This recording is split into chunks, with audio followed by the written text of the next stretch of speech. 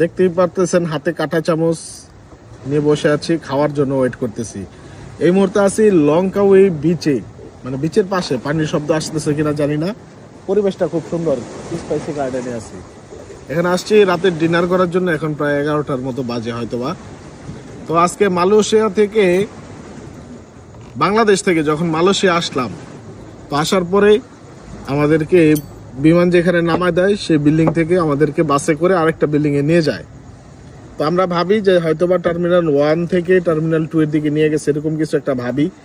তো একজন অনেকেও বলতাছিল যে টার্মিনাল 2 তে আমগো ব্যাগ দিব, ওই জায়গায় সবকিছু ওই জায়গায় অনেকে বলতেছিল যে টার্মিনাল 2 তে ব্যাগ দিবে, ওইখানেই রিসিভ করব।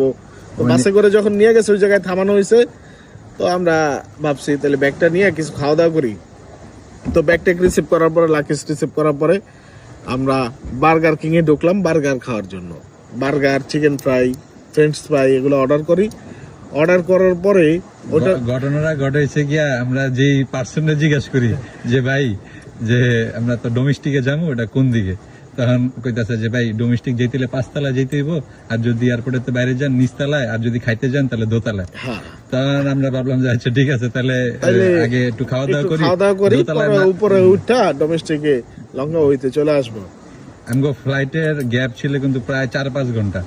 হ্যাঁ, আমরা মানে এতক্ষণ আগে যে কি করবো, এই কারণে আমরা রেস্টুরেন্টে খায়া বসেছিলাম। তারপরে যে ঘটনা পরে, তারপর আর কি, তারপর আমরা 1 ঘন্টা বরাবর হাতে নিয়ে যখন উঠছি ওই রেস্টুরেন্ট থেকে বেরোইছি, বের হয়ে আমরা 5 তলায় গেছি। যার পরে বললাম, বিমানের নাম বললাম, ফ্লাইটের নাম বললাম, না বলে এখানে না, তো এটা টার্মিনাল 2 তে। তাহলে আমরা কোথায় আছি? বলে এটা তো টার্মিনাল 1। তো আমাদের যে বাসে করে আইনা দিল, এটা একই টার্মিনাল 1, এক বিল্ডিং থেকে আরেক বিল্ডিং এ দিয়ে গেছে। তারপর আর কি তারা একটা বাস দেখায় দেয়, এয়ারপোর্টের বাস, ওটা দিয়ে আমরা ইমার্জেন্সি টার্মিনাল 2 তে যাই। যাওয়ার পরে তারা, হ্যাঁ কালা এক্সপ্রেস, মানে অনেক ভিতরে হাইটা ভিতরে যাইয়া আমাদের যে এয়ার এশিয়া টিকিট ছিল, এয়ার এশিয়াতে যাওয়ার পরে একটা লাকিজ একটু সাইজে বড় ছিল, আমার লাকিজটা একটু ছোট ছিল। তো ওই লাকিজটা বুকিং এর টাইম শেষ হয়ে গেছে, মাত্র 10 মিনিট আগে বুকিং এর টাইম শেষ হয়ে গেছে। এখন ওই লাকিজ নিবে না, মানে লাকিজ নিয়ে ওরা বিমানে উঠতে দিবে না। এখন সে তো তাড়াহুড়া শুরু করছে, সময়ও নাই, হয়তো আর 20 মিনিট বা আধা ঘন্টার মতো আছে।